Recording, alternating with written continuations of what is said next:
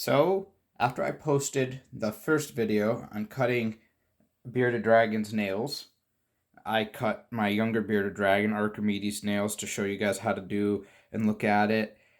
And I got a lot of messages. Why didn't you show us how to cut your adult bearded dragon's nails? Is it harder to cut the adult bearded dragon's nails? Do they adults not like them being cut? This, that. And guys, the real answer was I had just cut his nails, not on camera, and therefore they weren't ready to be cut again. But now they are ready to be cut again. And now the nice part is I will show you not only how to cut an adult bearded dragon's nails, but this would be, you could consider this any time after the first time you've cut them. So the second, third, fourth, fifth, how do you go on? So how do you cut a bearded dragon's nails? It's an adult, but this will work for smaller bearded dragons as well, that have already been trimmed once, that have already been cut once, because they don't look the exact same. So what do we need? Nail clippers. Okay, great. What else do we need? Oh, I don't know. Maybe an adult bearded dragon. Hello, Mongo. How are you doing? You guys can see he's starting to shed a little bit by his eye. That's fine. He's okay. He's ready to be here. He's happy to be here. He may go for a treat. He may not. We can see. Hi, what's this? Do you want this? We're here to cut your nails. Would you like to eat that? Do you think this is going to taste good? Here you go.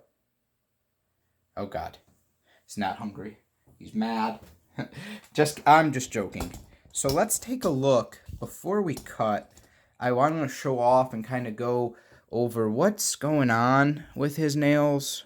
Excuse me. That you don't see the first time you cut the nails, but you see every time after that. So we kind of got a nail hooked right now. So, his nails. If you look at that back nail, it's pretty flat on the end. And that's because his back feet, he kind of grinds them a lot on the rocks, which is really good. But you can see there's not really a hypodermic point to that one, which is the main reason why you cut. But also you're going to cut to keep them all elevated or equal. Stop him from hurting himself. Now I've gone to his front foot because from this view, I want to show you guys this. You would say, hey, his nails don't look that bad. I can't see the hypodermic part. Well, they're pushing against my skin, which is why. But if you look at where the white part ends, especially right there, do you see that needle part? And a lot of times people do not notice those. So that was the part that's at the back there is from the last clipping. And that hypodermic part that's forming, that's the new nail, and that's what we want to get rid of. It's not much more difficult because he's an adult or anything like that. So we're gonna turn him real quick and we're gonna get him positioned. So just like last time, we're gonna kind of go to work. Clippers in one hand, pick up his paw in the other. See if I can get a good view. That's not bad. Clippers line up with where it had been cut last time and give them a cut. Now, what I've done on this one, and I've done it on purpose, is I have not cut it short enough. So there's a little bit of that tip left, as you can see on that one. That's okay. His vein is quite high up, so you can just reline up, take a second cut. That's it. Simple. Line up. Bam. Line up.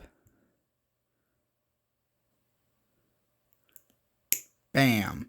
And we're going to go through and we're just going to cut all these for you guys. I think some of those might have been off camera, so I'm going to cut this other one down here for you.